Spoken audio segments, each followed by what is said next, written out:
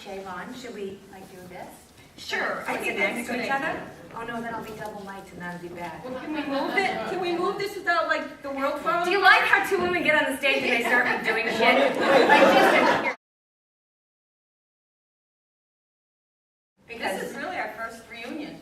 I mean, doing a show. Right, because apparently on radio in Chicago, you have to only have A penis to be allowed. It's not about vengeance or who's right and who's wrong and competition and there's lack and not enough for everybody.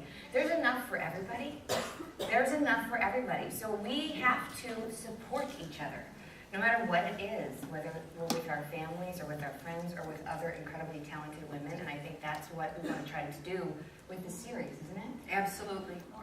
So when we talk about loving yourself, it's, we always say, oh, we gotta love ourselves, we gotta love ourselves. Well, it's not as easy to do unless we do something that's gonna help us to love ourselves. And when we make better choices, and when we do the things that we know that are right, it's a whole lot easier to love ourselves. I believe there's no force as powerful as women united for a common cause. And nothing breaks my heart more than to see women fighting. And it's kind of become our entertainment. I don't know if you've noticed, but the reality shows, the hook is always women fighting, whether it's MTV's Real World or Real Housewives, wherever it counts. Jersey Shore. And all that, yeah, Jersey Shore and Real Housewives. Kinda hot. Every person I work with who's innocent and been exonerated, some of these guys were on death row for 13 years, you're in a little room for 24 hours a day.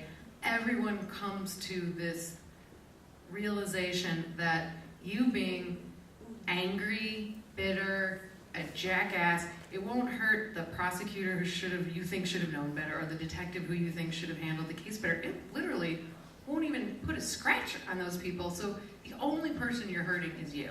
And it's super easy to say, oh, just choose to be in a better mood. It clearly doesn't work like that. It's practice, like Shea was saying, with yoga or anything else. You start it, and you think, I can't do this. And then you look at yourself 3 years later, you're like, how am I in the, this position? So I knocked on his door and I said, this is one thing that I've really believed in my whole life. It's your mustard, I wanted to share that with the world and, spread some sunshine out there, So I said, he said, well, okay, what was your major? And I said, art history. He's like, no way, that's totally impossible for you to do. But I said, but I sold cowbells, he said. I said, well, I really believe in this. So I said, Mr. Rendell, I said, give me a week. And I'll tell you exactly how we get this done. You remember, the beautiful things, babies, flowers, they grow in darkness. The dark time has a purpose. It has a purpose. Don't fight it. Don't pretend you're out of it if you're not, because you all know, we all do that. I'm fine now. No, you're not. If you're still in the darkness, you're in the darkness. Just be as nice as you can to yourself while you're in that darkness. Don't beat yourself up. Don't be mean to yourself. And I feel like sometimes everybody just wants to take a pill and make it go away and make it better. Whatever it is at work, with our relationships with our kids, but sometimes feeling it. I'm not talking about dwelling on it, but feeling it and walking through that fire like you talk about. In the darkness, good things will come and great things will grow. So embrace it. Sometimes you still need a pill, though. I mean, seriously, yes, I know. Or Chardonnay. All right, thank you, everybody.